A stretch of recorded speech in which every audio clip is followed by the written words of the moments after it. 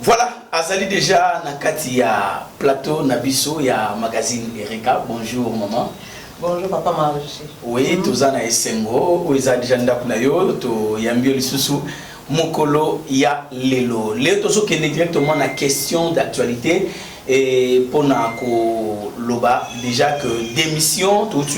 comme la biso awa démission ya monko ya ba maman o pesa actrice politique lokola yo et madame Rita Bolawer secrétaire générale ya DGRK a outil nako démissionner pour na yo sangwana et oza pour contre démissionner et soza na commentaire au bakisa ke na maloba non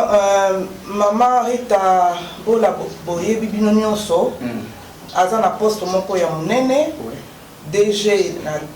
na DGRK na DGRK parquet à sali banquette ba monique 2 millions de dollars et cosam. Donc ba bengissier banquette et bandi. Siko je crois que Ezaki deuxième fois à Kende c'est là. C'est là. Ah ben enquête et bandi. Siko enquête et ko continuer.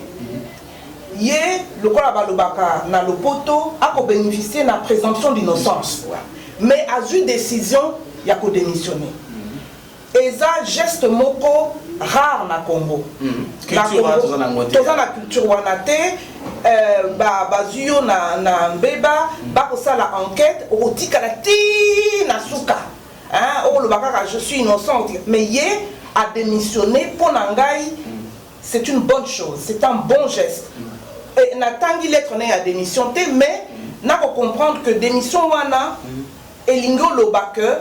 ngai Rita Bola naza impliqué na procédure judiciaire bako bengi sanga na parquet plusieurs fois na lingité que lokola naza na makambo wana ba invitation na parquet et perturbé hein mosala ya DGRK hein mikolo nyonso batu ba mituna lelo déjà akei lelo ake ko répondre na invitation te na démissionné comme ça mosala na DGRK et ko continuer na kimia. Donc ngana ko apprécier geste wana et tant na yoka ki yango na lobby a c'est rare na Congo na biso et c'est rare na ba mikonzi na biso ya mibali souvent mobali azui mosala ndenge wana ata soki ba fundi ye a mbongo ezangi boye te akotika la tina suka non mibali ba démissionnera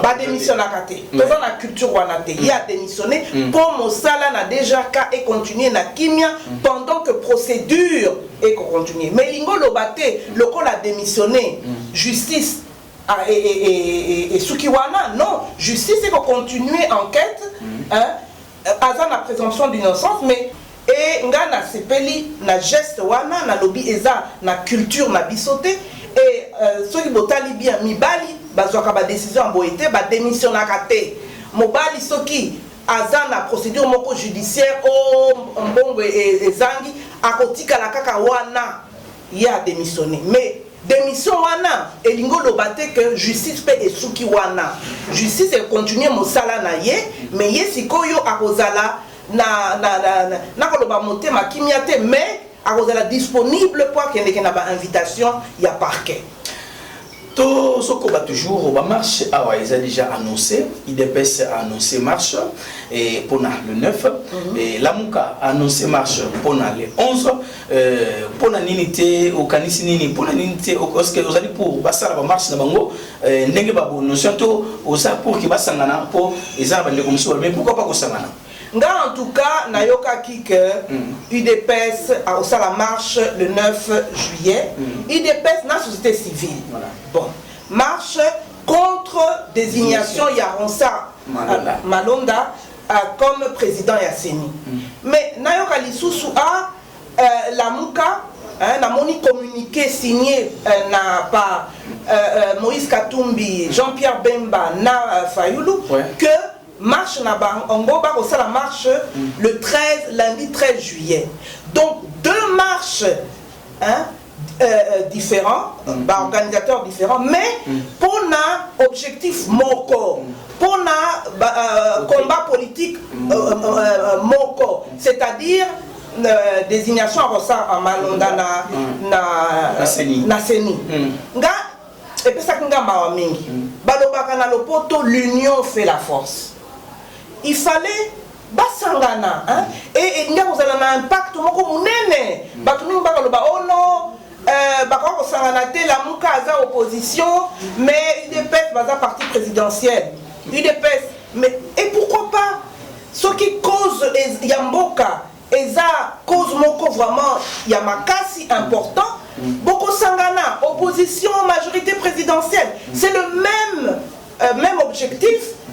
et na mutu ya peuple nga ko lakisa vraiment objectif wana eza tellement makasi que basangani impact nga ozala munene non ba osala ma marche mibale nga pona ngai eza mawa mingi et soki na kosuka wana soki nazalaka Ronsard monsieur Ronsard nga na loba ah c'est vrai que naza nga mutu nami autoproclamé te président Seni batu ba élire ngai d'accord mais na kotala na mboka pas seulement na capitale mais Congo mobimba candidature na ngai eko contester batu ba sepelité ba annoncer ba marche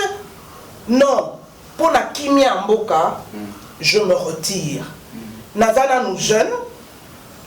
Nako Zonga dans 5 ans, ceux qui n'ont livré mon salango à Seni, dans 5 ans je reviens candidat à la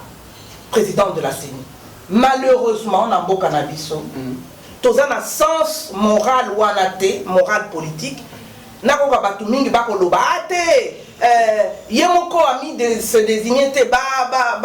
ba élire donc pour aligner à ben dans autres il faut attika là bonabo et si ba considération même ethnique et au côté nakati non il faut tous un sens élevé wana olingi mboka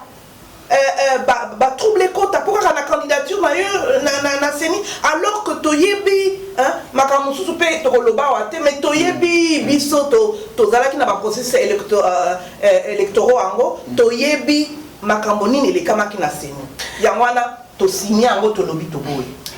ezaki bongo madame Angèle Makombo Ntumba présidente ya parti politique LIDEC mot de la fin pour la mokolo édition mokolo lelo mot de la fin ngana ko souhaiter pour mboka na ngai soki parce que nayoki gouverneur na biso ya ville de Kinshasa aboyi ba marche apesi réponse négative na UDPS na la Muka et na batu ya FCC parce que bango pe ba annoncé ba marche. Bon, tout ce que je souhaite c'est que lelo na yoki pe que ministre VPM ya intérieur à Koyamba ba organisateur ya ba marche. Tout ce que je souhaite pour mboka na biso ce qui autorisation et pesami to marché mais to marché na kimia hein? Marche pacifique violence d'où qu'elle vienne biso na LIDEC to lingarate donc to marché paisiblement calmement ti na palais du peuple pour la mémoire pour la mémoire